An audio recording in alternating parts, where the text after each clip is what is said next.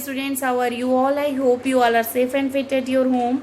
Now students, today we are going to study about the bar graphs. So let us start our today's video. So my dear students, we are going to study the new topic, that is bar graph. I have given you one question from the chapter Smart Charts. Question is represent the data through bar graph after completing the table. Here the table is given to you. You have to complete this table and after that you will represent the data through the bar graph. अगर आप देखेंगे तो यहाँ कुछ colours के नाम हैं, यहाँ नंबर ऑफ स्टूडेंट्स है, यहाँ टेलीमार्क है, यहाँ पिक्टोग्राफ है. एंड टेलीमार्क के बाद जो पिक्टोग्राफ है उसमें one smiley represents the 5 students. तो सबसे पहले हमें इस टेबल को कंप्लीट करना है बच्चे, और उसके बाद हम बार ग्राफ के ऊपर जाएंगे. टेलीमार्क और पिक्टोग्राफ हम पहले भी कर चुके हैं लास्ट वीडियो में, तो एक बार गो थ्रू हो जाएंगे. कि हमें पता है कि टेलीमार्क में 5 को या तो हम ऐसे रिप्रेजेंट कर सकते हैं 5 के लिए, या फिर हम कैसे रिप्रेजेंट करते हैं, एक रेक्टेंगल बना के और डायगोनल बना के उसके अंदर. तो these are the 2 representation for the tally mark. And pictograph हमें बताता है कि एक पिक्चर हमें किसको रिप्रेजेंट कर रही है.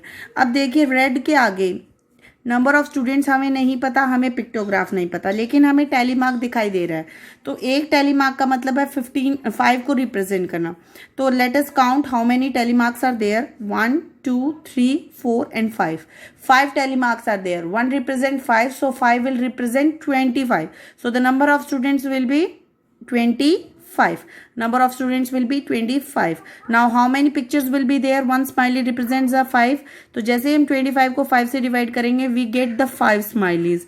So here I have to draw कितनी 5 smileys. 3 4 and 5. Okay, now coming to the blue color. Here again telemark is given only. How much telemarks are there? 2 telemarks. 1 represent 5, तो 2 कितने को रिप्रेजेंट करेंगे? 2 5 10, यानी कि नंबर ऑफ स्टूडेंट्स कितने हो जाएंगे? यहाँ भी बच्चा 10 हो जाएंगे.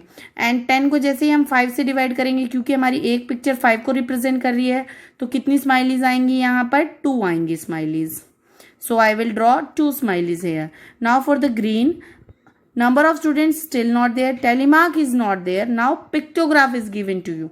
Let us count how many smileys are there. 1 2 3 4. अगर हमें 4 स्माइलीज दी गई हैं और एक स्माइली का मतलब क्या है? 5 स्टूडेंट. तो 4 का मतलब कितना हो जाएगा? 4 5 20. So the number of students are 20. We have to draw the telemark. 1 2 3 4 and 5. 6 7 8 9 10 11 12 13 14 15 16 17 18 19 20. So I have drawn the telemark for the 20 also. Now coming to the yellow. Yellow के लिए हमें ना तो telemark है हमारे पास, ना pictograph, but number of students are given to you. So how many students are there? 15. So let us make a telemark for it. 1 2 3 4 and 5. 6 7 8 9 10 11 12 13 14 15. And जब हम इसे 5 से डिवाइड करेंगे, क्योंकि 1 स्माइली किसको रिप्रेजेंट करिए बेटा? 5 को. तो what we will get 3. So I have to draw how many smileys? 3 smileys I have to draw. I have drawn 3 smileys. So my table is complete now with the telemark and the pictograph. Now I have to represent this data through the bar graph. We have already studied na 3 representation. Pictograph. Pictograph कौन सी representation होती है? Through picture. Through picture. And bar graph through bars.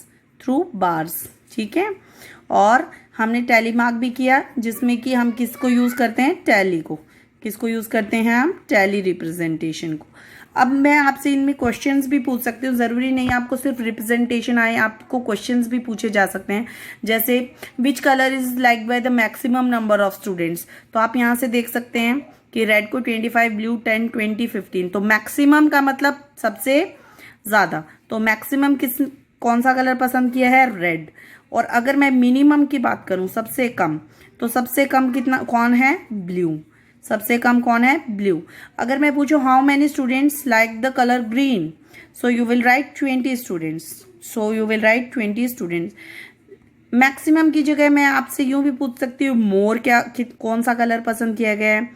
Minimum की जगह हम आपसे पूछ सकते हैं लीस्ट कलर भी कौन सा पॉपुलर है अमंग द स्टूडेंट्स. तो बेटा जी ये सिंपल क्वेश्चंस होते हैं जो आपको पिक्चर के थ्रू या टेलीमार्क के थ्रू या बार ग्राफ के थ्रू आपसे डाटा से पूछे जा सकते हैं. So let us study our bar graph. So my dear students, first I will draw the vertical line. हमें पता है वर्टिकल लाइन कौन सी होती है. Standing lines are known as vertical line. तो मैंने जो हमारी ये डार्क ग्रीन कलर की होती है ना, ये हमारे एक्सिस को बताती है. तो I have drawn A line over the vertical axis. Now I will draw over the horizontal. Horizontal lines are the sleeping lines. तो मैंने अब यहाँ पे horizontal line भी ड्रॉ कर दी. ठीक है बेटा. अब ये जो डार्क ग्रीन कलर होता है ना, ये किसको बताता है? हमारे पूरे 10 के बॉक्स को. ये जो आपको पूरा बॉक्स दिखाई दे रहा है बच्चा, ये क्या है? इसके अंदर जो है ये हमारा एक पूरा स्केल है.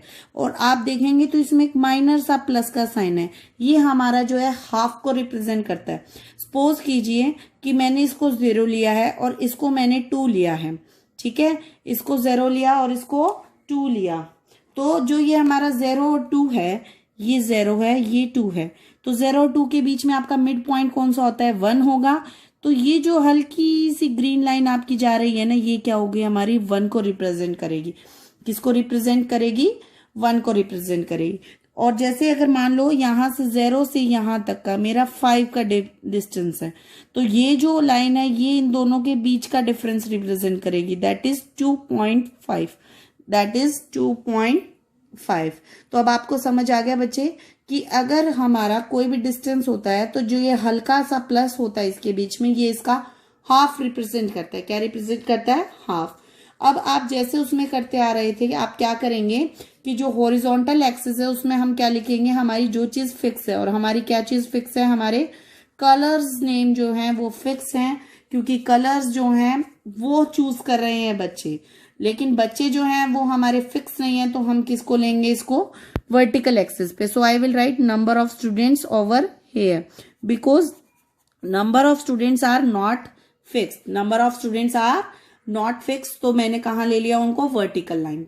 अब मैं स्केल बनाती हूँ.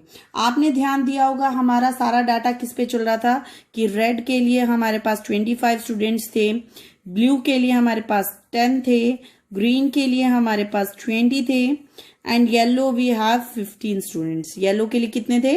15. तो हमारा सारा डाटा 5 की टेबल पे चल रहा है. तो ऐसे ही करेंगे. इस पॉइंट को जो हमने स्टार्टिंग पॉइंट लिया था इसको हम क्या लिख देंगे? 0. The meeting point of both the axis is known as 0. तो अब 0 के बाद जो हमारा पहला बॉक्स है उसको हम क्या लेके चलेंगे? 5, क्योंकि 5 की टेबल पर चल रहा है.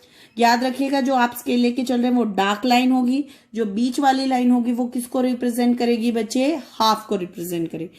5 के बाद हमारा I will write 5, 10, 15, 20, 25 and 30. I will write up to 30 because 25 is the maximum number of the students. तो अब हम डाटा स्टार्ट करते हैं. हम कहाँ से स्टार्ट करेंगे? 0 से स्टार्ट करेंगे और जो मैक्सिमम पॉइंट होगा वहां तक जाएंगे. जैसे सबसे पहले मेरे लिए रेड है, तो रेड के लिए मैंने स्टार्ट किया 0 पॉइंट से और मैं कहाँ तक जाऊंगी? 25 तक, because the 25 students like the colour red. तो अब मैंने मार्क कर लिया. I will join the axis along the vertical. तो this will be my bar for the red. ठीक है बेटा. अब मेरे लिए ब्लू 0 से लेके 10 पर, 10 का यहां मार्क है तो I will mark it 10 over here. I will join the axis and I get 10 for the blue. अब ग्रीन के लिए कहां तक है? 20. तो 20 is over here. So I will join 20 now. 20 is for green. I will write green. Now 15 for yellow. तो 0 से start होंगे और कहाँ जाएंगे? 15 तक जाएंगे. And then we will join it again.